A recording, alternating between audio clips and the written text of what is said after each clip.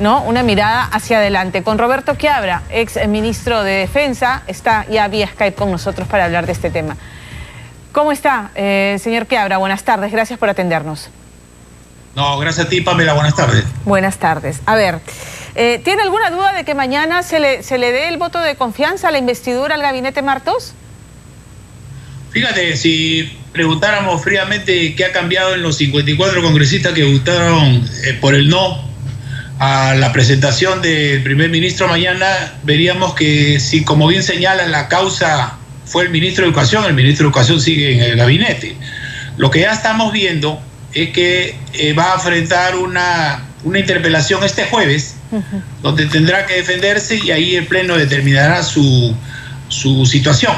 Pero eso significa que ya va a haber ese cambio de los que se abstuvieron, va a pasar a ser positivo. Eso es lo que esperamos todos los peruanos. Claro. Claro, ahora es interesante esa observación que hace, porque la verdad es que, bueno, se cambió al premier y la piedra en el zapato, o las piedras en el zapato, según Merino de Lama, eran la ministra de Economía, el ministro y el ministro de Educación, ¿no es cierto? Y ellos siguen ahí. Entonces, mañana tendremos que escuchar cómo sustentan su votación.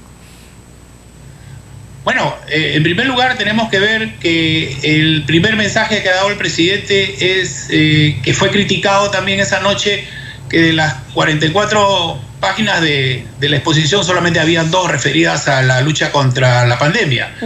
Ahora el presidente lo que ha hecho es presentar dentro de este gabinete a gente con experiencia que le da continuidad y debe mejorar la estrategia en esta lucha. Tiene usted al ministro de Defensa como premier, que desde un inicio ha estado viajando por todo el país para ver cómo se enfrenta, a la ministra de Salud, que es la más confiable, y Defensa tiene al que ha estado también de INDECI, que también ha tenido participación directa, sin descartar el trabajo eficiente que está haciendo la presidenta de Salud.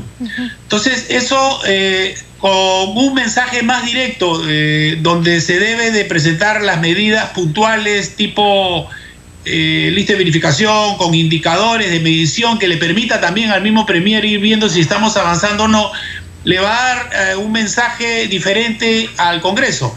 Lo que sí tiene que cambiar es el contenido del mensaje económico, que esa fue la mayor crítica de los congresistas, especialmente los del interior del país, que señalaron que no habían sido tomadas todas sus sugerencias. No se sabe para qué se reunió el premier con todas las bancadas si no se toma ninguna sugerencia, y decían de que la región había sido abandonada, que este plan Reactiva Perú, como señalan varios también, como yo, más parece Reactiva Lima, y que seguimos pensando que Lima es el Perú. Entonces ahí tiene que cambiar en 2 aspectos. Uno, en el considerar obras a nivel región que te permitan generar empleo directo en las regiones, y 2, enfocada en este año. Todos quieren escuchar, los peruanos, no solamente los congresistas, queremos escuchar medidas puntuales que te hagan ver la eficiencia en esta lucha contra la pandemia, que los contagios siguen aumentando y los fallecimientos también, y una estrategia económica que permita decir que efectivamente estamos generando empleos para que la gente pueda llevar algo para sus hogares, puntual. Yo creo que por ahí debe apuntar el primer ministro, y ese sería el cambio, porque la agenda va a ser la misma. Fíjate que no se ha tomado el mes, sino que en una semana se está volviendo a presentar, como tú bien señalas, es el mismo gabinete. Lo único que tienes que hacer es cortarlo en el tiempo, y ojalá que se refleje en ¿qué? En la eficacia de la ejecución, en el cambio de ritmo. Mira que con el gabinete anterior, no el de Cateriano, sino con el gabinete anterior, cómo los responsables de decidir el recibo de una donación de oxígeno se demoran 2 meses para ver si, y mientras que la gente se estaba muriendo por falta de oxígeno. Eso debe ser un cambio, eso debe verse. Obras a nivel región ha mencionado, y el presidente había anunciado en el plan Reactiva Perú el impulso de obras para hacer caminos rurales, en infraestructura vial y sanitaria, ¿no es cierto?, que iba a suponer ampliar la oferta de trabajo en medio de esta recesión. Entonces, digamos, hacer hincapié en esto.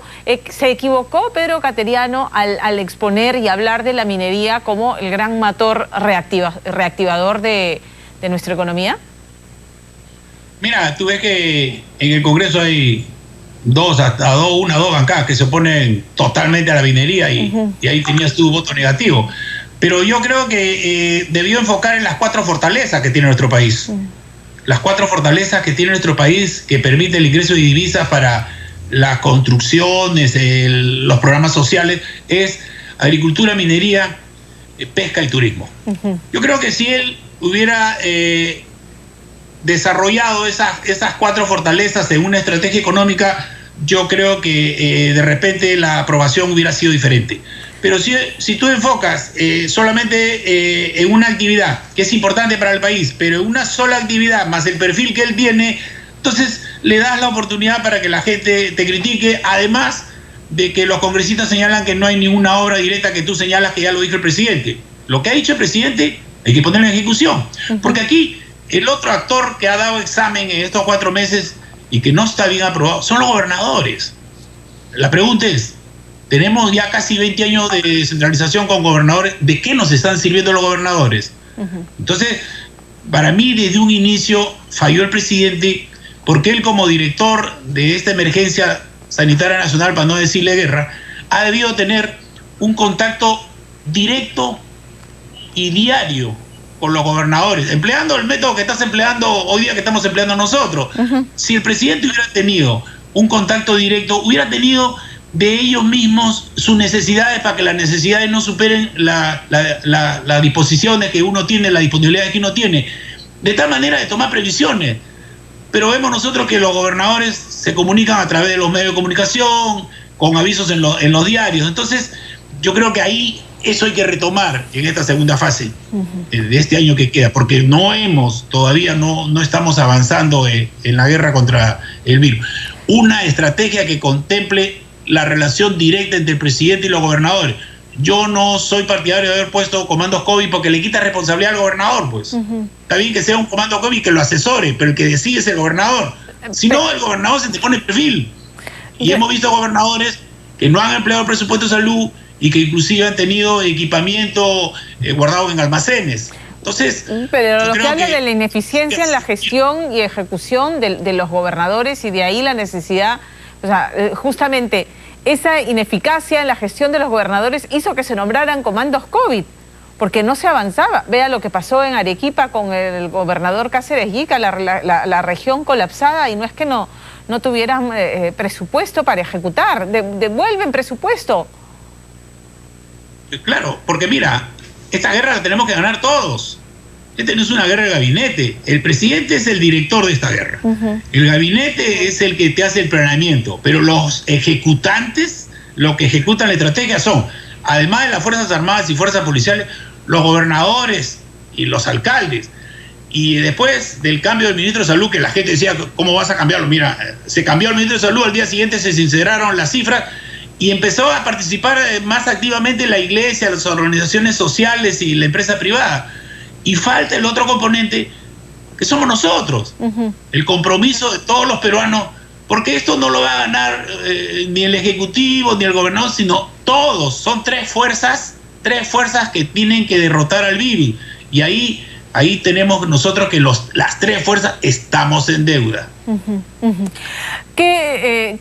sea, ahora, necesitamos que todos se pongan a trabajar, avanzar, y el Congreso está actuando con una agenda particular, o algunos grupos representados en bancadas parlamentarias están actuando mirando al 2021 y mirando agendas particulares. De otro modo, ese pliego interpelatorio que más se concentra en la labor de Martín Benavides como cabeza visible de SUNEDU, más que en su gestión frente al Ministerio de Educación, revela que efectivamente hay un encono y hay un interés subalterno en sacarlo de la cartera. Bueno, se justificaría que lo interpelen por la incompetencia en la compra de las laptops. De las tablets, exacto. Se justificaría su incompetencia en que tenemos un año en que no va a haber educación presencial y tú tienes que 7 de cada colegios en el Perú dan pena y vergüenza. Que los colegios no tienen internet donde iba destinada las laptops, los colegios de la selva y el área de nuestra Sierra Alta. Entonces, que esos chicos iban a ir a tener su computadora para sentarse en un ladrillo, que el techo se les cae sin agua y sin internet. Entonces yo te pregunto, ¿qué es lo que ha programado el ministro de Educación para este año en cuanto a trabajos que se necesita a nivel nacional de reparación, mantenimiento, reconstrucción de los colegios? Cero. Y siempre hablamos de las brechas. Esta era la gran oportunidad de aprovechar que este año, que no va a haber educación presencial, se mejoraran los colegios, porque si el próximo año van a ir los niños a los colegios y el profesor le va a decir que cumpla con las reglas sanitarias, le va a decir, pero profesor, usted dice que me lave las manos si mi colegio no tiene agua. Entonces no se ha visto. Si lo interpelas por eso, bien interpelado. Pero si lo interpelas por algo que él hizo cuando era jefe de la SUNEDU, distorsionas la labor de la Comisión de Defensa del Congreso y la labor de los congresistas. Muy bien, está clarísimo. ¿Cuál es el otro gran tema? Es avanzamos con una pandemia que está fuera de control y en 9 meses vamos a elegir nuevo presidente. ¿Tiene claro el panorama? Es bien difícil. Es bien difícil porque hay 25 partidos que están inscritos, hay otros 25 que con la ampliación al 30 de septiembre piensan inscribirse. Yo creo que el Perú lo que necesita hoy es unión, unidad. Estamos saliendo de una guerra. Fíjate, vamos a iniciar un bicentenario dentro de unos meses y estamos en cero como país. Ha tenido que ser una corte de Nueva York que nos diga que nuestro Estado es corrupto. Y ha tenido que ser esta pandemia del coronavirus para decirnos que nuestro Estado es incompetente. Lo sabíamos, pero ya nos los han puesto en la cara. Entonces, eso tiene que generar unidad. No podemos seguir con este Estado corrupto e incompetente que no nos permite ni siquiera enfrentar en forma eficiente esta pandemia. Yo creo que aquí se espera un desprendimiento de todos aquellos que tienen una unidad de criterio que los separa solamente muy pocas diferencias, para que se pueda enfrentar el 28 de julio, que es un año muy difícil para el país, con unidad. Ojalá logremos la unidad. General, muchísimas gracias por atendernos esta tarde. Yo me sumo a esa exhortación también. Gracias.